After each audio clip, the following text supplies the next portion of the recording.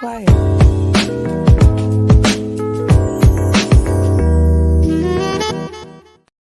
Welcome to the PowerTrip podcast live. You're now tuned into our Thursday evening chat with your host, Charmaine. and Saquon. Welcome back. What's happening, people? Hey, everyone. Hello to the new people. Yes, and to all our returning guests. For those of you who don't know, every Thursday we get together. I know. Every Thursday, typically, we get together to discuss controversial topics surrounding family, relationships, and community. And we have three main goals. Our first goal is to strengthen communication within our community. Our second goal is to expand our perspective so that we can all gain a greater understanding.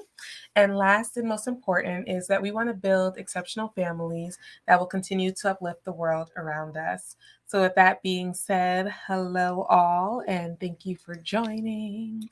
Hey people. Yes, we are back. It's been a while. It's been a literally crazy last month and a half. Yeah. It's been, a lot going on.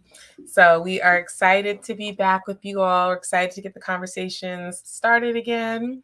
And, we missed everybody. So we hope you guys are all doing well. And tonight we have an interesting topic where the last time we were on, we said we would cover it. So we're talking about inheritance. Mm-hmm. And, specifically like with inheritances, when one person gets an inheritance, is it the family's inheritance or is it just that one person's, especially if you're married? Hey, Mama J. Hola. So that's what we're going to get in tonight. And my cousin, she's a lawyer, so she's going to be, hopefully she'll be in the chat and she'll say like the legal side of it. But hey, Kev. What up, Kev? What up? But yeah, so we'll get the legal side and then we'll get personal opinions. All of them. So what do you guys think? If you are in, because I think in a relationship, you're not married, I could say easily, sure. If you get an inheritance, that's your money. That's your property. Hey, Boo Biz. Wait, before we get in that deep, right? Okay. Talk to me. What are things that get inherited? So it could be money, it can be property, it could be jewelry, it can be lands, it could be businesses. There's a ton, stocks. I don't think there's anything that really you can't pass down and inherit or leave behind to a loved one. Okay. But I just want some of these things to be kept in the context, I guess, when you make some of these. When you're talking about, is this for all of us or is this just one person's? Right. Okay. That's a good point. So excuse me, all of those things can be something that is inherited. And like Booby said, anything can be inherited. Let's put that up there. All right. So with that being said, I feel like if you're just in a relationship and you haven't taken the next step to become married, granted, some people choose never to get married and they're just in a long-term relationship. I feel like my mindset would be like, all right, that's just yours until we're married. Okay. But then once you're married, I feel like it's still okay. When you get the inheritance, it's going to you. Yeah. But I just feel like, we're working as one unit. So let's say it's a property, for example, and we're not moving there, but we think, let's at least rent out the property and make an income. I mean, I just don't think you're going to be pocketing the money and it's not going to the family pot. You know what I'm saying? Right. Or let's say it's jewelry or something like that.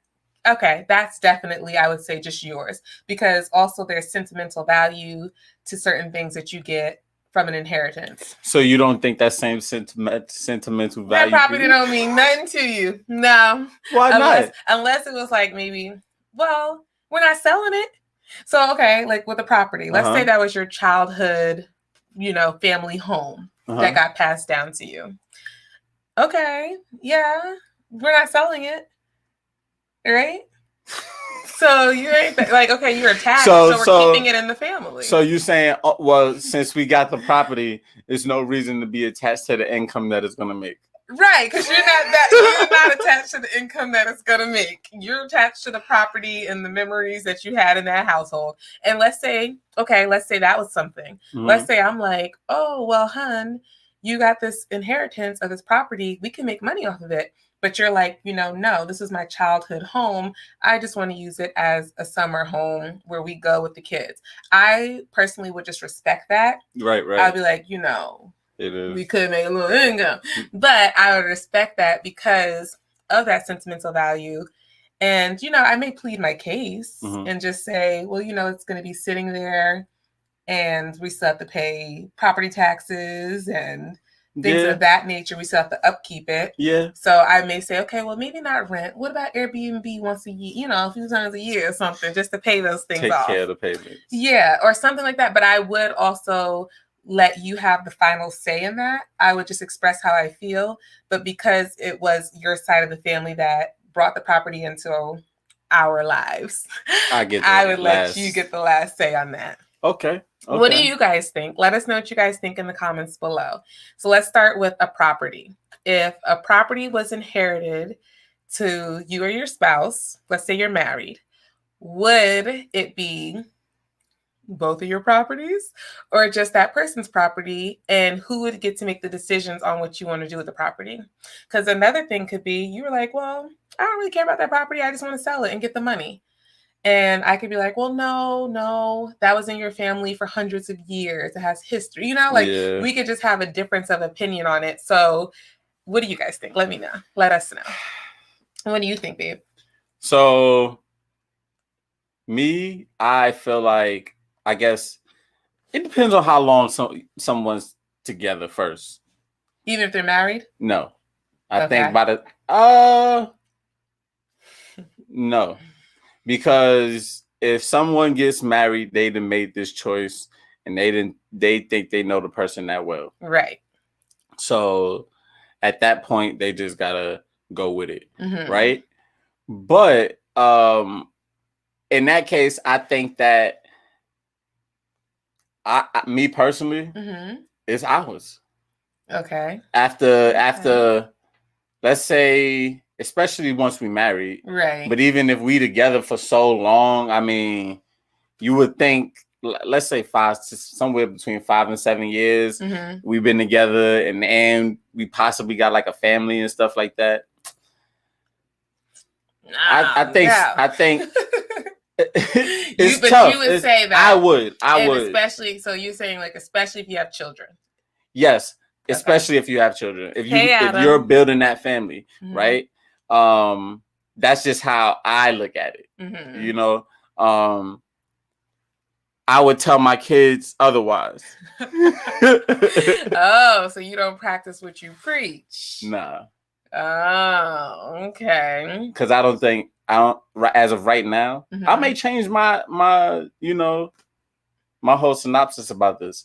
But as of right now, I know my child might not have the eye that I have. So the way that I was able to scope you out and realize that after a few years, we in the clear. After a few, please. Day one, you knew. I have to do the same for them. Whatever. Beth says, I think the length of time matters. Yeah. I do agree. Length of time matters. So even in marriage, Beth, do you think length of time matters? Or by that point, do you feel like Saquon said, you made this choice. So obviously you see something in this person that made you feel like you want to spend a lifetime with them. So by that point, I mean, I guess it's been long enough. Thank you. Right. Thank you, Adam. Yes. So yeah. So I feel like, I mean, even so that's, I was big on not having children before marriage. And particularly for that reason, because I feel like, and not no judgment to anyone who has children before marriage, but I just feel like for me, because I wanted to get married, that's the first commitment I want to make before saying I also want to bring a child into this world with you. Right. And I wanted that commitment from you as well. So I feel like, okay, let's say we ended up having a child prior to marriage and I got inheritance. I already know you stingy. Well, no. Well, I would say, once you put that ring on this thing, then it's ours. Until then, I would probably really say, okay, I'm gonna put this money in our child's account. Right. And secure our child's future versus saying I'm gonna let you be on the deed. But once we're married, it's a different story. Kev says, I would have a discussion with my significant other stating what is the best for the property. I think that's good. I think that's the biggest thing, of course, is going to be communication. And like I said, I do feel like you would have the last say if it was given to you, just because, that's what your family wanted to do for you. Right. And I think that's a blessing when a family can pass something down to their children to help them, secure a future and have some type of, whether it's property, jewelry, stock, some type of financial stability. Right. So I would give you the final say, but I definitely plead my case. And if we're not married and we had children, the money would just go in the children's account. Right. So everybody, do y'all agree that if something's received after marriage, then it's ours, not mine? Mm-hmm. Everybody, you think everybody agree with that? Yeah, I know you agree with that. Because so even what Sylvester's saying, do you think time still has to play in that? If somebody gets married in a year, and within that year something happens? Well, after that year. Oh, so just a year of marriage and something happens? No, not a year of marriage. They got married. They knew each other for a year. Then they got married. Oh. Well, I guess you're still like, okay, if you're choosing to marry someone, then you're saying you trust them. You want to spend the rest of your life with them. So I feel like at that point, it is a little tricky because that's just kind of quick for my taste. But people do it and then they end up together for years. Right. Decades. So it's possible. And I guess it would just depend on the person and really how they feel with that other person. Because you could end up doing that and, unfortunately get screwed over. True. But hopefully, we did watch something and it did say that when you go to court over a situation like that, they do take into account how long you've been together and if you're married, how long you've been married. For what? With inheritance. Remember, it was that guy. He was saying, when you go to court for those things, because it happened, he's a lawyer, and he was saying that they take into account how long you've been together. If it's prior to marriage, then it's just whoever's it was. Right. After marriage, they take into account how long you've been together. How long you've been married, excuse me. Okay. So if it's only been a year or less than, might be safe. Then you'll be safer to secure your property. Right. Yeah. Right. All right. So Janae says, what is inherited before marriage is separate property, no matter what it is, and it belongs to that person. What is inherited after marriage is marital property, and that's where the law comes into play. Something else I saw too, really quick, sorry, hon, is that also if you commingle, so like if you get inheritance, let's say it's money, and you guys start using it together, like you maybe use it buy a house together, something like that. Once you start commingling it, it becomes harder to just say it's yours. Okay. Adam says, y'all been together for almost 10 years now. Yes, sir. Yeah. Going on. Kevin says, what if you're engaged? Does this apply to people who are soon to be married? I guess you're not legally married when you're engaged. So and Booby answered it. Janae said, Kevin, no, not exactly, but each state is different. Right. So it really, I think, is up to the person. So legally, okay, It's different legally versus, I don't want to say morally, but emotionally. Like on what you would consider what's yours versus ours with inheritance. Okay. Yes, and that was 2012. Yeah, right. So, I mean, it only starts becoming moral based on how long y'all been together, though. Right. Because I guess if you've been together over 20 years and you get an inheritance and you just like, well, yeah, it'd be kind of weird. Mine. Yeah, it is. And everything been solid, everything been good. Right. We just been rocking this. We just decided that we not gonna get married. It's like when people win the lottery and they start switching up, and then the like the wife wins and the husband's sitting there like, yes, we won. And she's like, we won. Hold on, Playboy. Yeah. So and that makes it tough too. So when you, especially if you don't have that amount or a lot or whatever, and you get a large lump sum, it can change people, or it can just highlight who they truly are, I'll say. Yeah, it never changes them. It just kind of brings it out. And people will definitely switch up on you. So I think you do, for one, it's like when you're with somebody, you're not with them for, well, you shouldn't be hopefully with them for their money or for what they have, because especially when you make vows, it's like through sickness and health, through better or worse, for richer or poor. So even if they had nothing, you should be willing to stick with that person. So now when they have a whole bunch, or when they're getting a whole bunch, you know, I don't think you should just jump to, you know, thinking about what you could do with the money or with the property or with the jewelry, like, you know. Yeah, like, but if they change up on you, you could probably be out. They're gonna get some side eyes, like, oh, okay, you feeling yourself. I don't know if it'll last if you switch up on me though, because not. Yeah. Well, okay. What about if it's a temporary switch up? Like, what if someone like what do you mean? You came back when there was no more money? No. Like, let's say someone gets some money, right? They get a little excited. They never had this much money. They're out shopping and doing the most. And then, you know, they realize, like, this isn't me. This isn't who I am. Like, I just got caught up in this newness. If you just hey, like, Gabe. What's up, Gabe? If you're just like shopping a lot and all of that, then no. Now, if all of a sudden you at the clubs, you popping bottles, you don't come home, you know what I'm saying? Oh yeah, no, that's a problem. Houston, we have a problem. You taking trips without me, like, you'd be like, what? Mm-hmm. Nah, I couldn't have it. Yes. Mm-mm. Hi, Aunt Marie. Let's see. Hello. Said, God bless you, my beautiful niece and husband. Hello. God bless you, my beautiful niece and husband. Marriage is honorable in the sight of God. He will bless the union. He who finds a wife findeth a good thing and obtains favor. Amen. Can the church say amen? Amen. Thank you, Aunt Marie.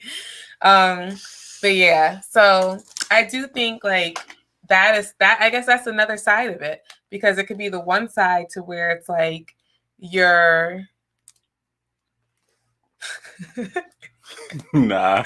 It could be the one side to where it's like the person who gets the inheritance starts switching up and being a little stingy to themselves, or the partner starts thinking like, okay, well, we got this money now.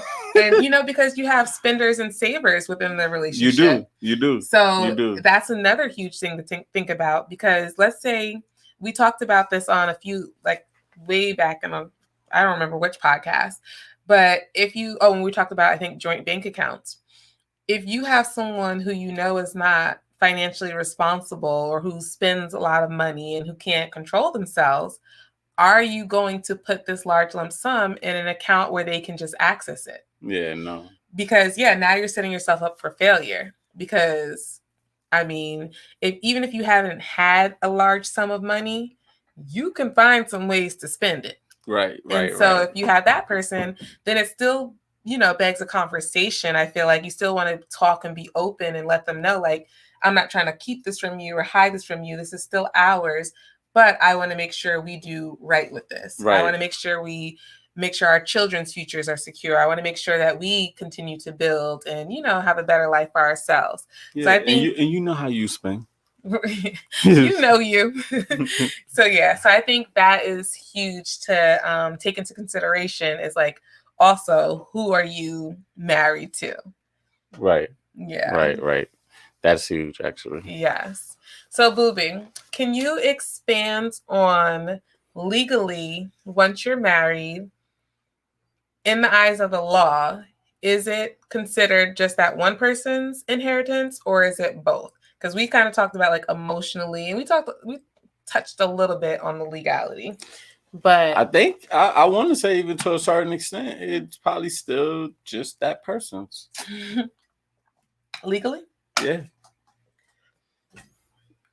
I think, like, for the most part, I mean, I guess because it's being left to you. Yeah, I mean, yeah.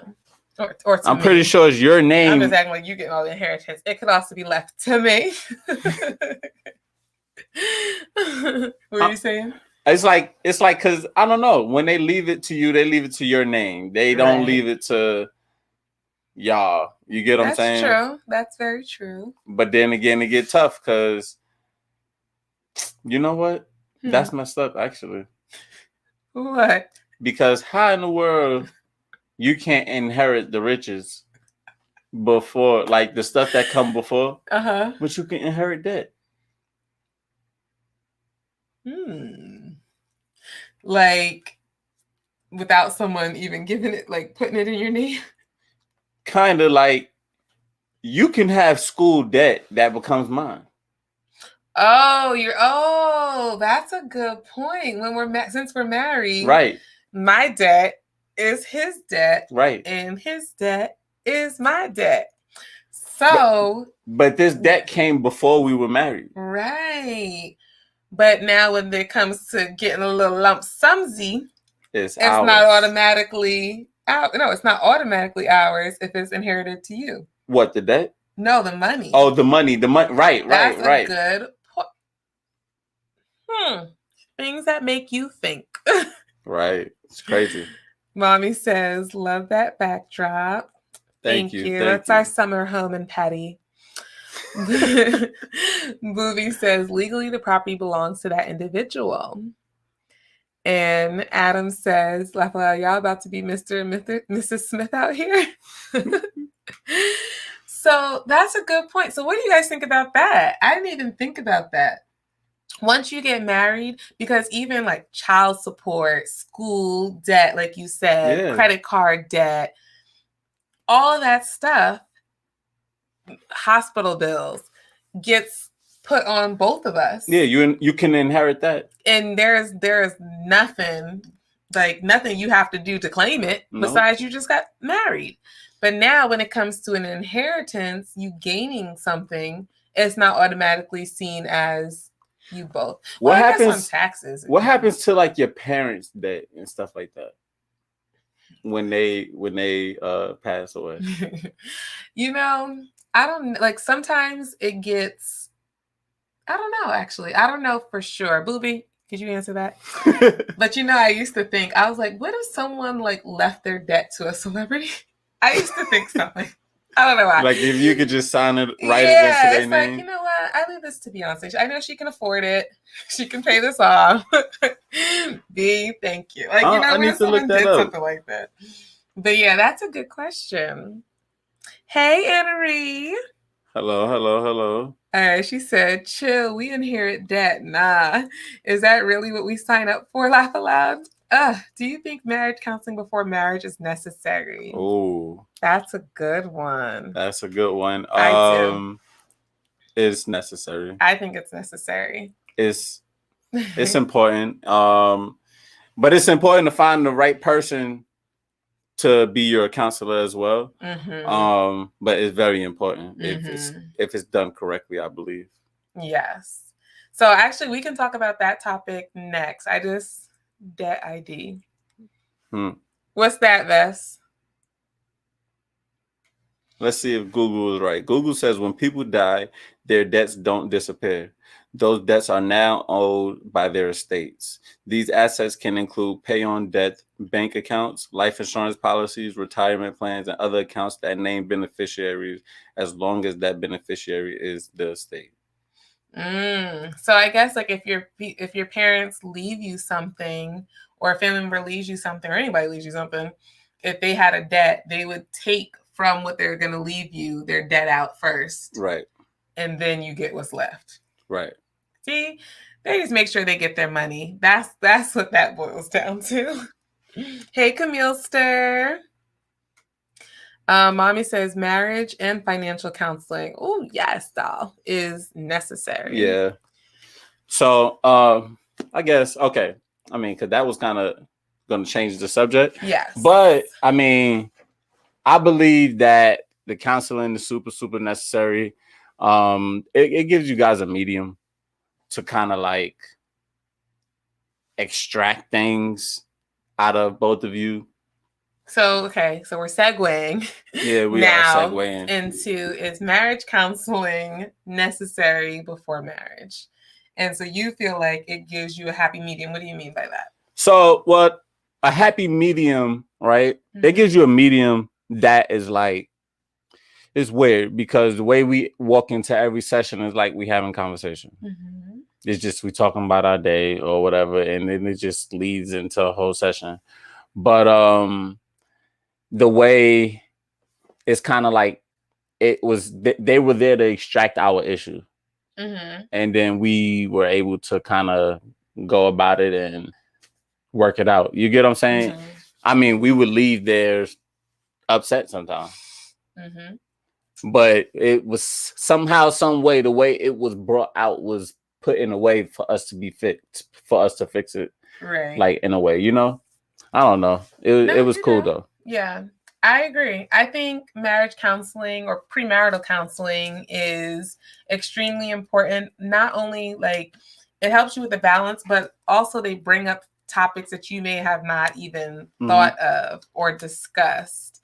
And I think like when we have the cards with the questions, like the questions you should ask before you move in or get married to someone, it's things that you don't think about. Like, what if a parent becomes sick? Will they live with us? True. Will we put our parents in a nursing home? What happens with raising children? Which religion would they be? Right. Or health things. Do you believe in certain traditional or conventional ways of healing? Or how are you going to go about this? There's so many things that you may or may not be on the same page about, but things that you don't even think about when you're heading into a marriage. A lot of little tiny intricate things that you just like you said, you never would have thought about it. Yeah, and premarital counseling can help bring that out. And then also how my mom was saying, financial counseling. Yeah. That's another thing. How are you guys going to split the bills? How are you going to manage your money? How are you going to budget your money? You know, like we were saying earlier, you may have a spender and you may have a saver. And, you guys are on two opposite ends of the spectrum. So how do you work together to move as one, as a unit and, cohesive to where there's not going to be so much drama? Right. If you believe that everything is one. Right. Then. Which, I mean, when you're getting married, where else you going to do? Some people still don't. I feel like some people still just keep them things to themselves. Well, that's keep true. Things to themselves. That's true. A lot of people, especially nowadays, keep things very separate. Right. So yeah, and that's another thing. They just pay their part. You have to know how your marriage is going to function. Are you the type of couple who wants to, okay, we have our separate accounts, we pay half on everything? Or is it, okay, well, we pay all the bills with your income, with my income, we do something else? Right. Or do we just put it all in one pot and then from there we divvy it up? Like there's so many ways that you can do it and be successful doing it. But if you don't have the conversation prior to and you just jump into it, especially if you weren't living together before marriage and then you move in together, it could cause a lot of issues. So, amen, Aunt Marie, two become one. That's the word. That's how it should be. It doesn't always happen nowadays. Well, maybe never always happen, but yeah.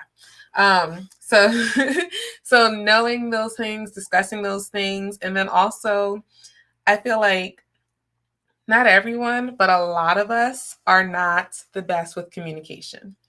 And some of us may think we are, but then you get into a relationship and you learn, like, man, I guess I got a little bit of flaws.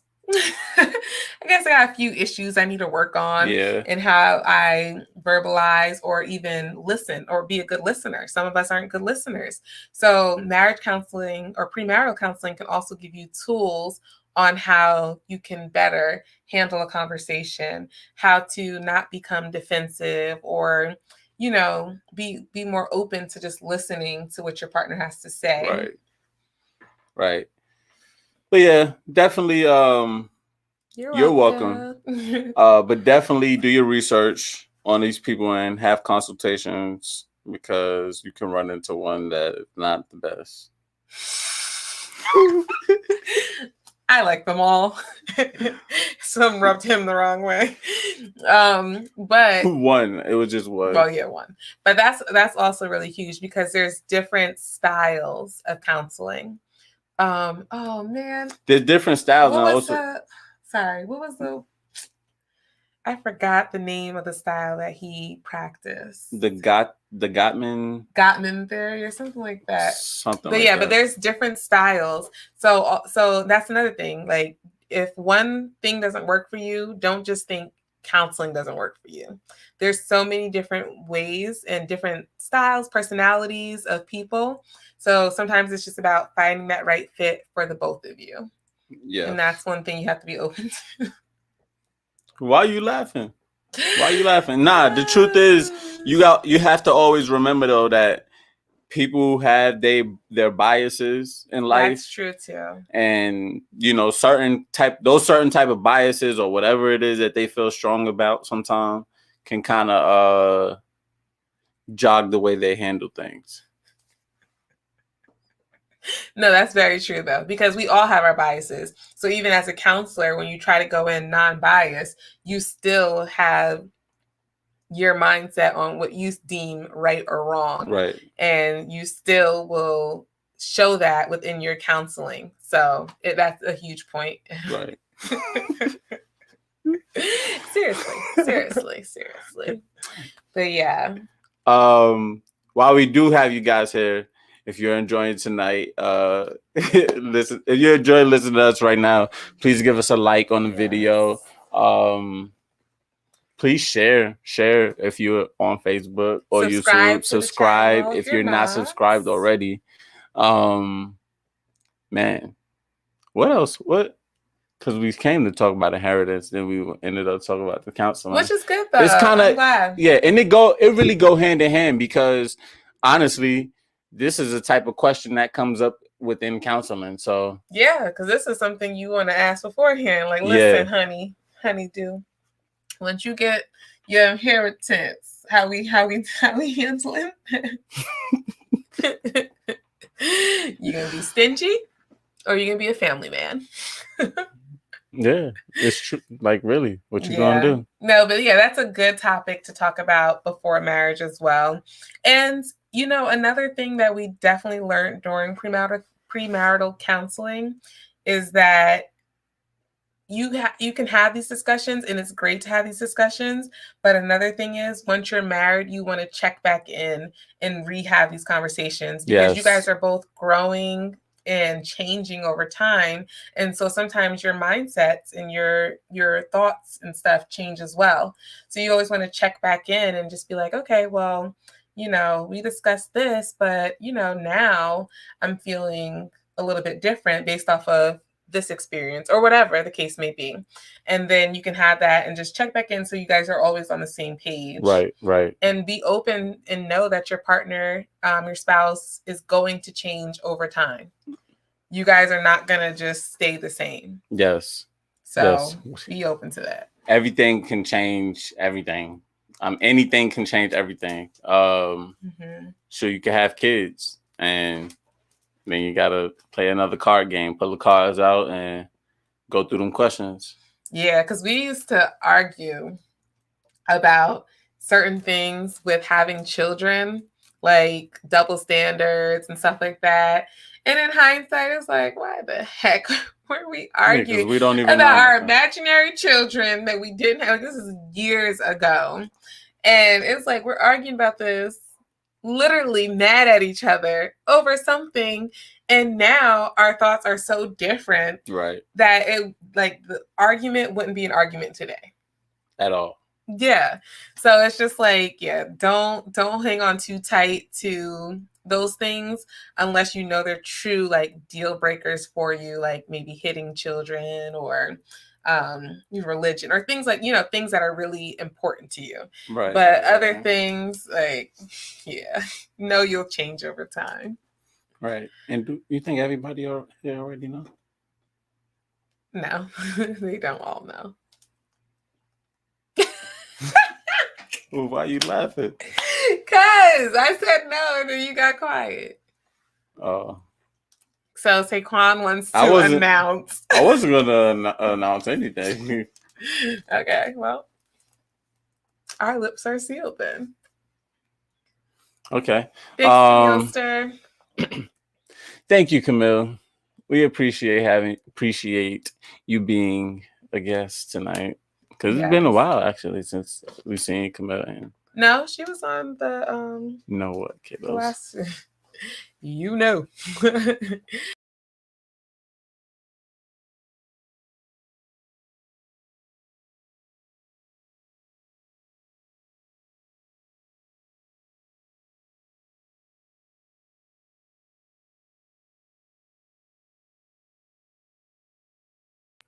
Oh, sorry. Drop that thing. Go ahead and drop that thing, honey. He dropped that thing at the wedding. Oh, well, anyway, since they're going to... It went blank. Oh, no. Oh. Sorry, it was us, guys. It was us. Well, it was me.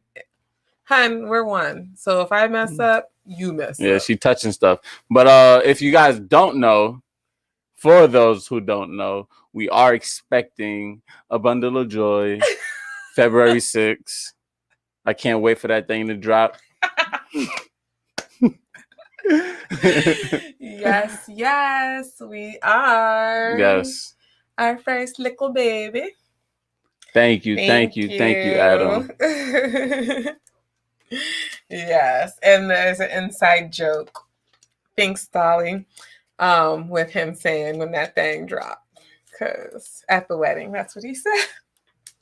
Facebook must have it. Thank you, Anna-Marie. Thank you, Aunt Marie. Thank you, everyone. Hallelujah. Oh, thank you. You guys are so sweet. Yes. We really appreciate the love. We do. And we're so grateful you guys all joined us today. I know, like I said, this last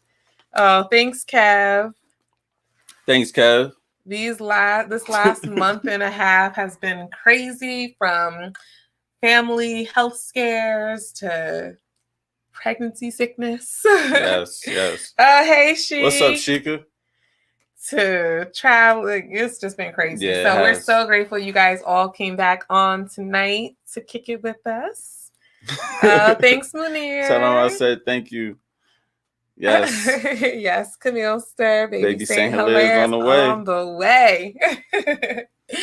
Yes. So this will be our last year. No children. Yeah.